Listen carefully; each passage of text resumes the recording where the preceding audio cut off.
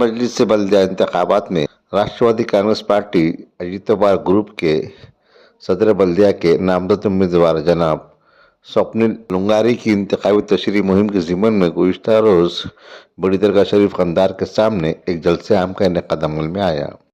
इस मौके पर मेहमान खुसूसी की हैसियत से रियासत महाराष्ट्र के साबिक़ वज़ीर जनाब नवाब मलिक साहब ने शिरकत फरमाई, जबकि राष्ट्रवादी कांग्रेस पार्टी के रुकन असम्बली पता पाटिल चिखलीकर ने शिरकत की। श्री लुंगारी की इंतखाब तशरीह मुहिम के ज़िमन में उन्होंने गुज़िश्ता रोज़ एक पैदल दौरा करते हुए वोटर से बिलराज तौर पर मुलाकातें करते हुए उन्हें शहर के मौजूदा सियासी हालात से वाकिफ करवाते हुए कहा कि वो राष्ट्रवादी कांग्रेस पार्टी के हक़ में अपने हक़ राय दही का इस्तेमाल करें। इस तशरीह मुहिम के दौरान श्री लुंगारी के हमरा एनसीपी के नौजवान कायद मोहम्मद नौशाद भी मौजूद थे। 5 साल कंधार शहर पूरा बकाल हो गया। मैं हाजी साहब के दरगाह के सामने खड़े रह के एक पवित्र स्थल से बात कर रहा हूँ। यहाँ की मार्केट कौन गिराए? जब यहाँ पालक मंत्री कौन थे, जब यहाँ आमदार कौन थे, और कुछ वजह नहीं थी। स्टेट हाईवे रास्ता है, कहाँ जा रहा था रास्ता? शिवाजी चौक तक आके रुकने वाला था ना। फिर उसको खड़े करने की कोशिश हमने की, सारी उल्टी सीधे बातें हो गई, उसमें बहुत जाना नहीं चाहता हूं। मगर अभी ये इलेक्शन के बाद आपकी दुआ से राष्ट्रवादी कांग्रेस सत्ता में आने वाली है। मार्केट बना के जो विस्थापित हुए उनको प्रस्तापित करने का काम हमारे लोग करेंगे। मैं आपसे सबसे वादा करता हूं कि गए 25 साल में जो नहीं हुआ, ये 5 साल के अंदर अपने को कंधार शहर में एक विकसित शहर, चारों तरफ से स्टेट हाईवे जैसे रास्ते बनाए जाएंगे। पैसे की कोई कमी नहीं है, मतलब बांटने को नहीं, निधि काम की वो तो कमी है अपने पास। तिजोरी की चाबी दादा के पास है। मैं शिवसेना में था जब बड़ी दरगाह को 5.5 करोड़ देने वाला एक ही आमदार था।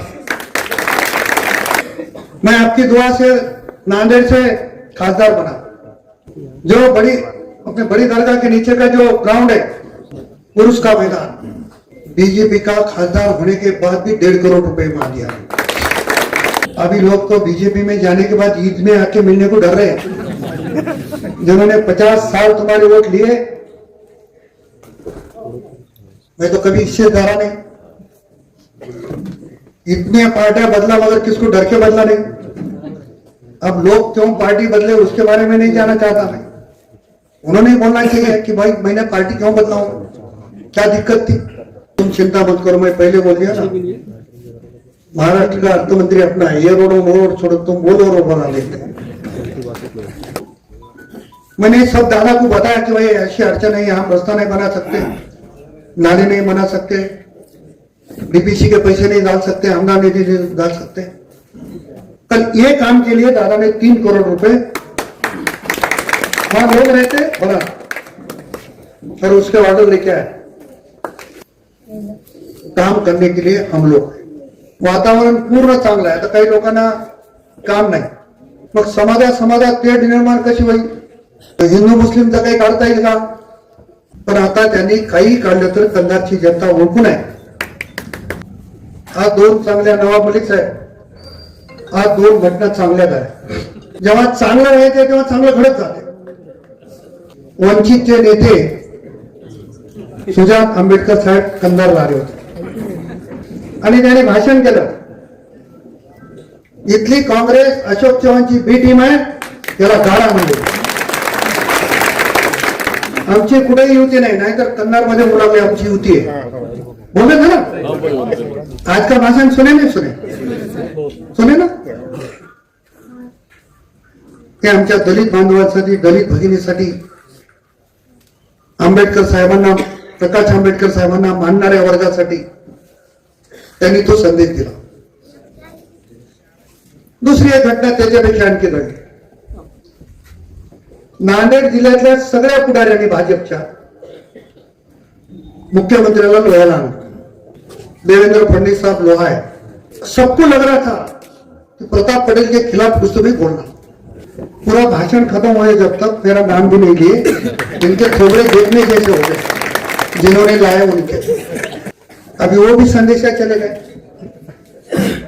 जो अच्छा होने का है तो ऐसे मौके आते रहते हैं और उसमें से अच्छा होता है. नांदेड़ जिले में फडणवीस साहब को कहीं भी नहीं लाया गया. वैसा तो देगलूर सबसे बड़ा शहर है, मगर अशोक चौहान के नेतृत्व में क्या हालत है. यहां कांग्रेस को पार्टिंबा है क्योंकि वो बीजेपी में जाने वाला है. देगलूर में उम्मीदवार मिले नहीं.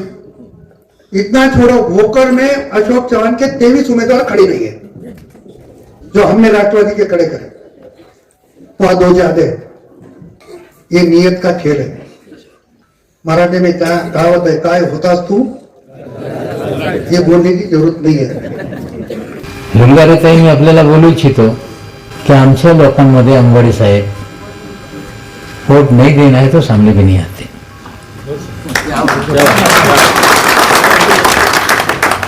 और जिसका साथ देना है पूरी ताकत से देते हैं. ये नजारा होता रहे कि जब हमारे लोग हमारे साथ.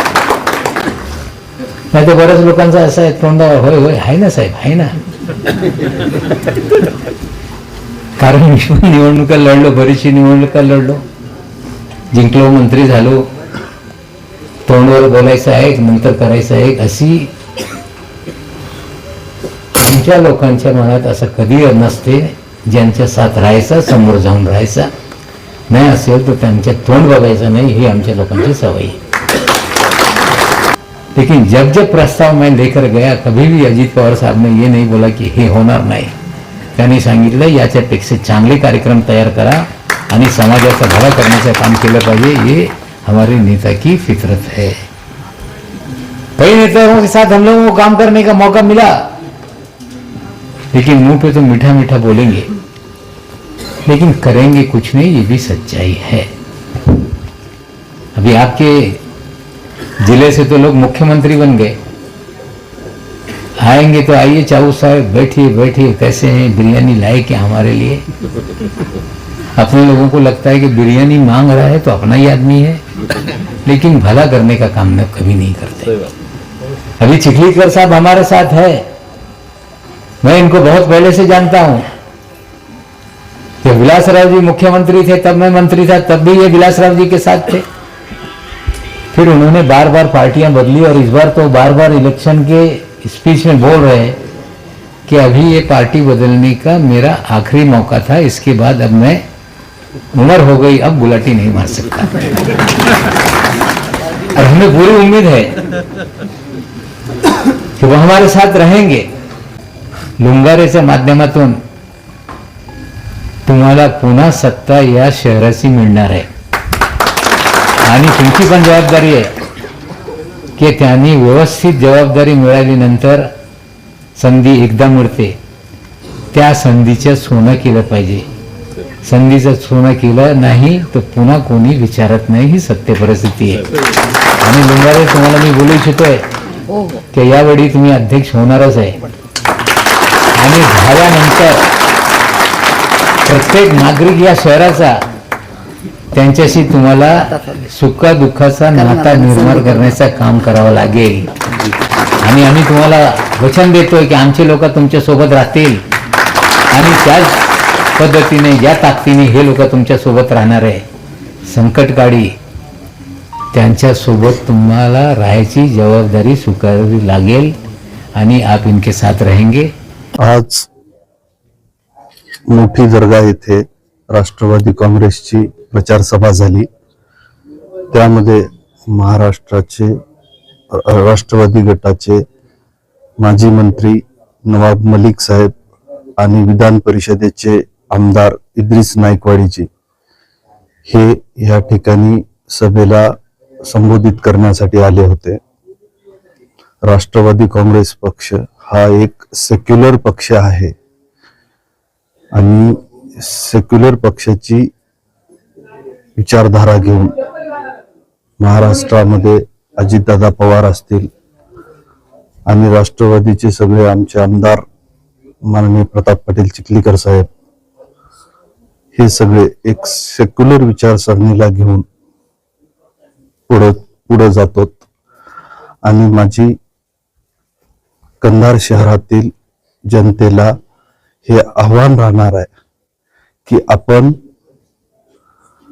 ह्या शहरामध्ये सर्व जाती, सर्व पंथांचे लोक हे एकत्र नांदतो, एकमेकांच्या सुखादुःखात जातो. राजकारण किंवा हे सगळं हे आपलं इलेक्शनच्या काही पिरियड पर्यंत असतंय. जो कंधार शहराचा विकास खुंटलेला आहे तो आदरणीय आमदार प्रताप पाटील चिखलीकर साहेब आणि महाराष्ट्राचे उपमुख्यमंत्री अजितदादा पवार यांच्या सोबत राहून करण्याची संधी द्यावी, ही जनतेला मी नम्र विनंती करतो. दादा, आपण जसं सत्ता आली आपली, तर हा जर लोकांचा आम्ही आज प्रतिक्रिया घेतलो, तर आम्हाला असं वाटतं की लोकांकडून की पहिला लोकांचा मोठा प्रश्न होता की दवाखान्याचा. जे ग्रामीण रुग्णालय आहेत त्याच्यात सुविधा नाही म्हणून लोक संतापलेले आहेत. अनेक लोकांची आम्ही मुलाखत घेतली. याबद्दल आपलं काय भूमिका राहणार, आणि जर दुसराही नवीन दवाखाना उभारण्यात आला म्हणून ही माहिती मिळाली, परंतु आता जे सध्या आहे त्याच्यात कोणतीही सुविधा नसल्याने लोकांचे प्रश्न आपल्या सोडून. कसं आहे, कंधार शहराला एक दवाखान्याची मोठी वास्तू आज बांधून तयार आहे. काही गोष्टींसाठी वेळ लागत असतो.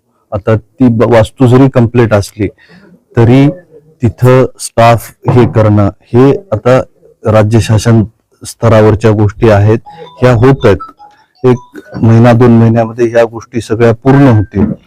आणि ते झाल्याच्या नंतर कंधार शहरातल्या सर्व जनतेला जे आरोग्याच्या बाबतीमध्ये काही अडचणी आल्या तर लोहा, नांदेड असं पळावं लागतं, ते पळावं लागणार नाही.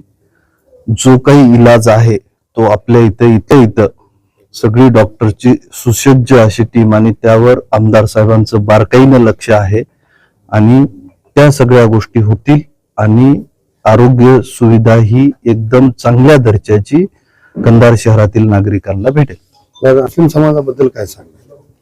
कसं आहे, कंधार शहरामध्ये मुस्लिम समाज असेल, बौद्ध समाज असेल, मातंग समाज असेल, जेवढे पण 18 पगड समाज इथं राहतात त्या समाजाचं एकमेकासोबतचं बॉन्डिंग हे खूप चांगलं आहे.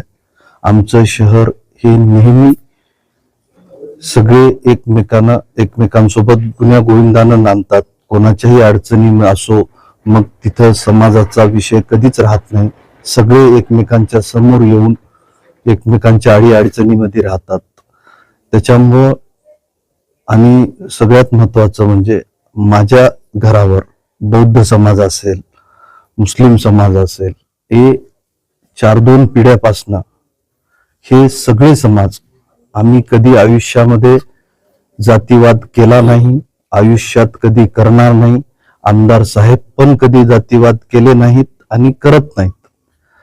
आमचं त्यांचा परिवार असो, आमचा परिवार असो, हे आम्ही सेक्युलर हे म्हणून आहोत. त्याच्यामुळं आम्ही जातीवादामध्ये कधी अडकलो नाहीत. त्यामुळं मुस्लिम समाज असो, बौद्ध समाज असो, मातंग समाज असो, ब्राह्मण असो, कोणती असो, जेवढे काही समाज ह्या कंधार शहरात आहेत त्या सगळ्यांचे आमचे संबंध हे सलोख्याचेच आहेत आणि त्यांचा आम्हाला नेहमी पाठिंबा राहिलेला आहे.